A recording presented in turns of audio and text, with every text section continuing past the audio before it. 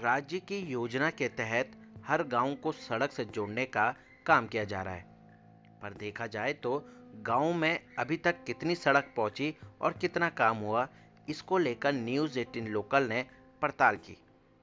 जब हमने अल्मोड़ा के जागेश्वर में स्थित विद्य जागेश्वर से लेकर कोटेश्वर की सड़क का हाल देखा तो पता चला सड़क तो कट गई, पर सड़क में निर्माण अभी तक नहीं किया गया।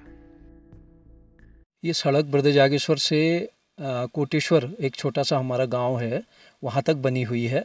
8 किलोमीटर की ये सड़क है और वर्ष 2014-15 में ये सड़क का निर्माण का काम शुरू हो चुका था और लंबे समय से इस सड़क की मांग थी, कई वर्षों से इस सड़क की मांग थी।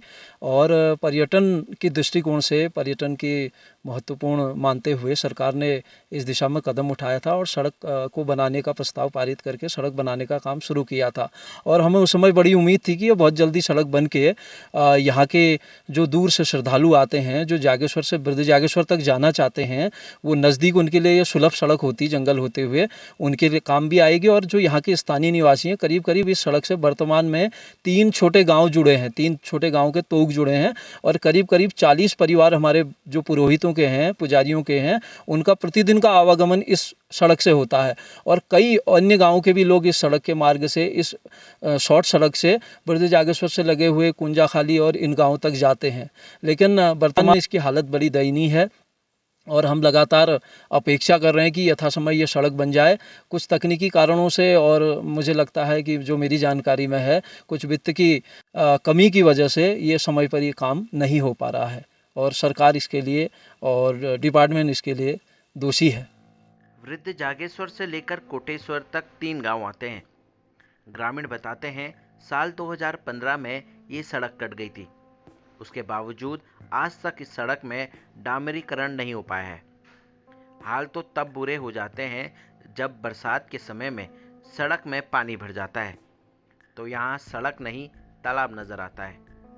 बरसात के समय तो ग्रामीण और स्थानीय इस सड़क से जाने से बचते हैं।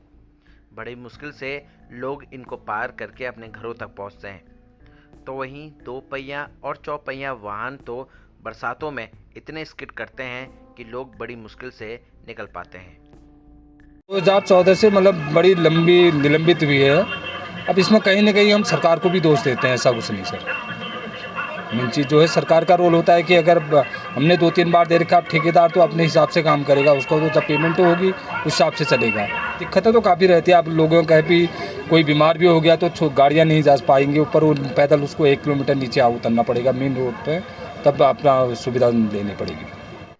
स्थानीय लोगों ने ठेकेदार और विभाग के ऊपर लापरवाही का भी आरोप लगाया है।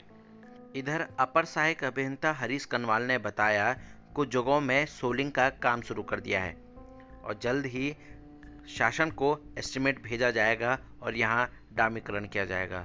उत्तराखंड के अल्मोड़ा से मैं रोहित भट्ट, न्यूज़ 18 लोकल के लिए।